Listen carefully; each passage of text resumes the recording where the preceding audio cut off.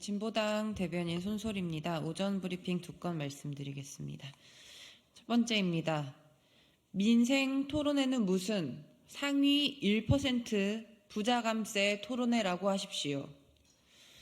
어제 윤석열 대통령이 주재하는 4번째 민생 토론회가 있었습니다.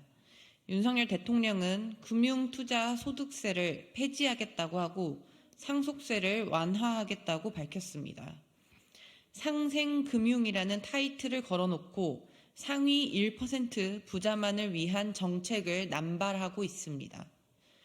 금융투자 소득세 폐지는 여야 합의도 짓밟는 순 억지 주장일 뿐입니다.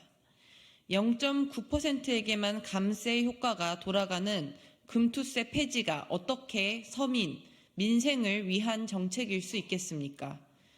거래세는 줄이고 소득세를 높이는 글로벌 스탠다드에 역행할 뿐입니다. 여기에 더해 윤 대통령은 주가가 너무 올라가면 가업 승계가 어려워진다라며 가업 상속세 완화를 시사했습니다.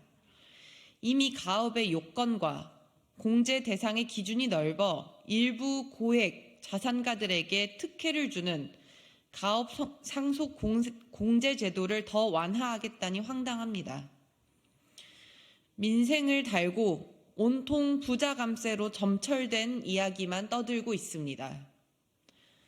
적어도 민생을 말하려면 윤 대통령은 막무가내 감세로 세수 펑크 낸 것부터 사과하고 나라 살림 되살릴 방안을 내놓는 게 먼저입니다. 여야 합의로 법안 통과까지 다 마친 금투세를 이제와 폐지시킬 수 있을 리 만무합니다. 실현할 수도 없는 걸 들먹이는 걸 보니 윤 대통령의 민생 토론회는 총선용 자리로밖에 보이지 않습니다. 대통령이 주도하는 불법 관권 선거 운동일 뿐입니다. 민생 없는 민생 토론회, 국정 운영 책임 버린 관권 선거 운동, 모두 4월 총선에서 정부 여당 심판으로 돌려받게 될 것입니다. 두 번째 브리핑입니다. 권익위, 헬기 이송은 조사하고 명품백에는 침묵하는 것입니까? 최근 국민권익위원회는 정치 테러를 당한 이재명 대표가 응급 헬기로 이송된 과정을 조사하겠다고 밝혔습니다. 이 대표나 민주당 측에서 헬기 이송에 대한 배경을 여러 차례 언론을 통해 밝히기도 했으나 이 과정에 특혜 의혹이 있다면 권익위에서 조사할 수는 있습니다. 그러나 권익위의 이런 재빠른 대응은 국민으로 하여금 의문을 일으킵니다. 어째서 이재명 헬기 소송에는 바로 조사에 착수하고 김건희 여사 명품백 수수는 여전히 진척이 없는 것입니까? 김건희 여사 명품백 수수 역시 여러 차례 언론을 통해 알려졌고 부정청탁금지법에 어긋나는 사안인 걸 온 국민이 알고 있습니다. 명품백 수수에 대해서는 이미 지난달에 권익위로 신고 접수까지 되지 않았습니까?